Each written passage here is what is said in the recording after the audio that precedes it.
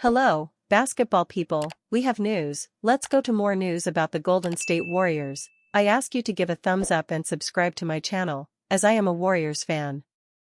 The Warriors have a good team, but they have a few shortcomings, one of which is the need for an experienced and reliable center. To win now, the Warriors have the opportunity to sign two excellent veteran players, Al Horford and DeAnthony Melton. NBA insider Mark Stein reported that he expects Golden State to sign both Al Horford and DeAnthony Melton eventually. The Golden State Warriors have had a painfully slow offseason, but one NBA expert is convinced that the Dubs will make two specific veteran signings eventually. Mark the Stein line. Stein has been consistently predicting Boston Celtics center Al Horford will sign with the Warriors this summer, and he said it again Tuesday on the Willard and Dibbs show on 95.7 The Game. He also said his expectation was that Golden State would also bring back DeAnthony Melton, who missed most of last season after an ACL tear, though Stein did not mention Melton following the team on Instagram, clearly the crucial factor. The Horford to Golden State signing has seemed like a done deal for at least a week, as teams with cap space and a need at center have disappeared and center Kevin Looney signed with the New Orleans Pelicans. With no other teams seemingly in play and the Celtics making a series of cost-cutting moves with Jason Tatum out, it seems that the Warriors and Horford have an understanding, but are waiting for Jonathan Kuminga's free agency to play out first. Melton is a logical addition to the Warriors, as the organization loved him last season. He just got hurt. At this point, he's almost certainly getting the minimum. As for Kuminga, there's still a giant holdup in the restricted free agent market because no one but the Brooklyn Nets has cap space. The Utah Jazz could create enough cap space to sign an RFA, but they haven't waived their non-guaranteed contracts to do so. Both those teams have shown zero interest in being competitive next season, so they're probably not Kuminga suitors. According to Stein line associate Jake Fisher, the Phoenix Suns are interested in Kuminga, but it's unclear what they would, or even could send back. Fisher also reported that Kuminga's agents were attempting to get the young forward to the Chicago Bulls at some point, but the Bulls are dealing with their own RFA Josh Giddey, who reportedly wants $30 million per season. Kuminga wants $25 million per season. Neither the Bulls or Warriors seem ready to meet those prices. Fisher also suggested that Malcolm Brogdon could be a Warriors target, though it would be a somewhat redundant addition. Nothing makes NBA transactions more fun than thinking about base year compensation rules, CBA restrictions, and doing hardball negotiating with a 22-year-old. Warriors called Celtics attempting to trade for $118 million fan favorite. There were a few rumors early on in the offseason that the Boston Celtics could look to move on from Derek White. Ultimately, at least as of yet, the Celtics haven't decided to move on from the fan favorite and arguably the best role player in the NBA. This is a smart decision from the Celtics' perspective, too. While they won't be the same type of team they were expected to be a year ago, they should be fine once Jason Tatum returns, whether it be next year or the season after. However, while the Celtics didn't move on from White, it was reported by Jake Fisher that some teams had an interest, including the Golden State Warriors. Golden State definitely called for Derek White, but there's just nothing that I know for Jaylen Brown or Derek that got really close, Fisher said on Celtics CLNS. I think all along, there was never really a plan to move Jaylen or Derek.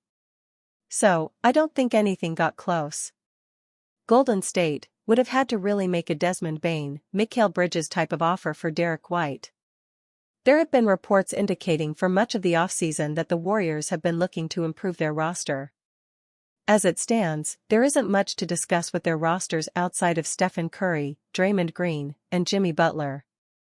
Of course, those are three great players, with an all-time legend mixed in, but the Warriors likely aren't good enough to win a championship as currently constructed. Klay Thompson's return to Warriors no longer outlandish following latest bombshell. Why not? The Portland Trail Blazers have just proven that heartwarming reunions are not just the stuff of fantasy, and perhaps the Golden State Warriors should take notice when it comes to one of their franchise legends. Lillard has returned to the Trail Blazers in the NBA's latest bombshell move on Thursday, signing a 3-year, $42 million contract with the franchise just under 2 years after he was traded to the Milwaukee Bucks. Klay Thompson's return to the Warriors is no longer an outlandish idea. Lillard's shock return to the Trail Blazers does open up a thought of whether the Warriors could eventually do the same with their legendary guard in Klay Thompson. The 5X All-Star departed, of course, last offseason in somewhat unceremonious circumstances. Golden State evidently didn't prioritize bringing Thompson back on a new deal as a free agent, leading to his move to the Dallas Mavericks on a 3-year, $50 million contract which resulted in a then-record 6-team sign-and trade. Thompson's relationship with some members within the Warrior front office might have been impacted by last year's negotiations, but there's no doubt about his place and standing among the fanbase. The 35-year-old's return to Chase Center in November was one of the biggest regular season matchups on the NBA calendar, with the franchise and fans aptly celebrating Thompson in a multitude of ways including with a sea of captain hats. Klay Thompson arrives at Chase Center to a line of 400 employees in captain hats. While Thompson's relationship with some individuals may be skewed, Lillard's return to the Trail Blazers is proof that those issues can be overcome and that it's not outlandish to suggest that the 4X champion could return to Golden State. Why have the Warriors been so quiet this summer? The Golden State Warriors' 2025 offseason has been notably quiet, prompting discussions among fans and analysts about the franchise's future following their second-round playoff exit to the Minnesota Timberwolves. With a core featuring Stephen Curry, Draymond Green, and Jimmy Butler, expectations were high for a strategic retooling aimed at a championship run. However, the current lack of significant transactions has opened up conversations about the team's competitiveness in a tough Western Conference, especially given Jonathan Kuminga's uncertain status. Nothing but speculation in Golden State. This offseason has seen limited activity, with some notable departures including Kevin Looney, who moved on without a trade return, and Gary Payton II, whose situation remains uncertain. While rumors have suggested interest in players like Al Horford and DeAnthony Melton, actual signings or trades have yet to materialize. The Warriors' draft activity focused on trading the number 41 pick for numbers 52 and 59, which resulted in selections of lesser-known prospects. This cautious approach stands in contrast to General Manager Mike Dunleavy Jr.'s intention to be incredibly aggressive in revitalizing the roster. Financial considerations play a significant role in this situation. The Warriors are nearing the second apron, $207.8 million, limiting their flexibility under the NBA's CBA. Re-signing Kuminga, a restricted free agent, at an estimated $25 to $30 million annually would bring them close to or above this threshold, complicating their ability to engage in trades or utilize exceptions without managing salaries.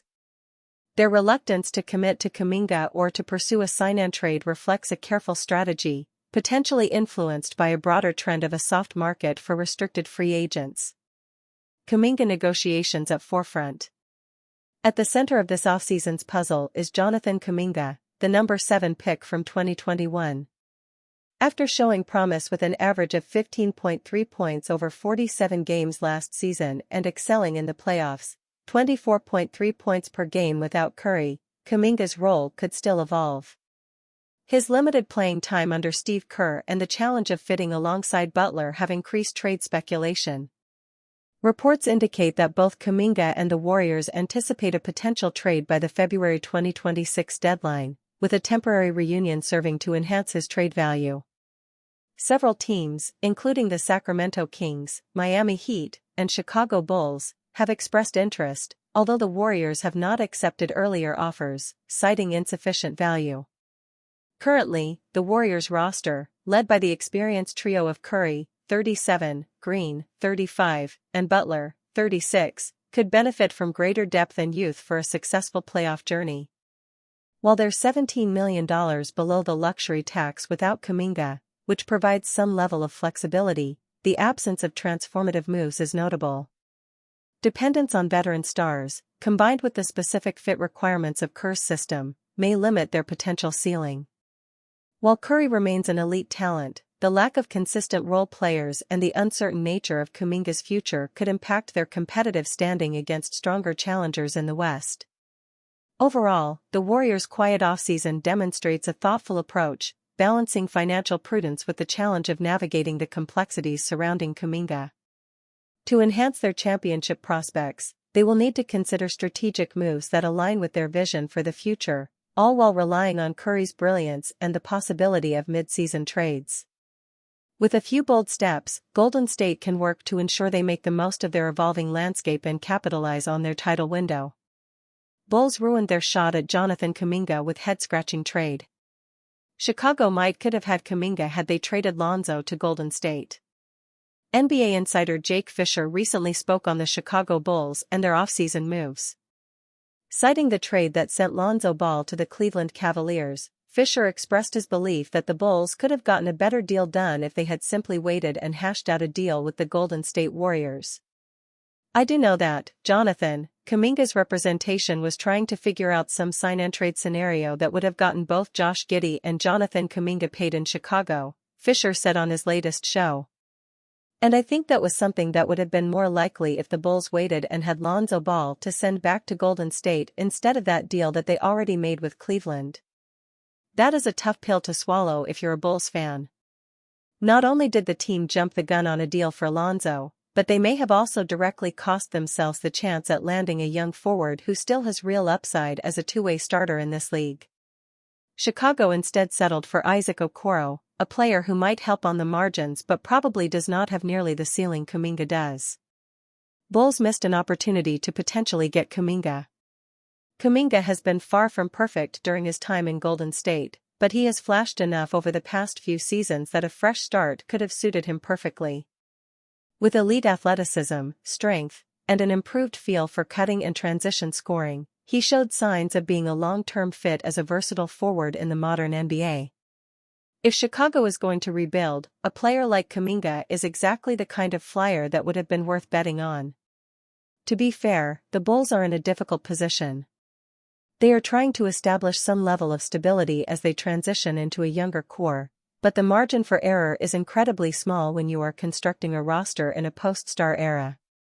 That is why moves like the Lonzo for Okoro trade need to be executed with careful planning. Perhaps the front office truly believed that no deal with Golden State was coming. Maybe they feared losing Okoro to another suitor if they waited too long. But when you stack the value of a high-ceiling athlete like Kuminga against the known value of Okoro, it is difficult not to question the decision-making. The opportunity to acquire a potential breakout forward might have changed the entire timeline for the franchise. Instead, Chicago is left wondering what could have been. There is still time to pivot and build something meaningful, but the Bulls might look back on this particular decision as a missed opportunity that set their rebuild back.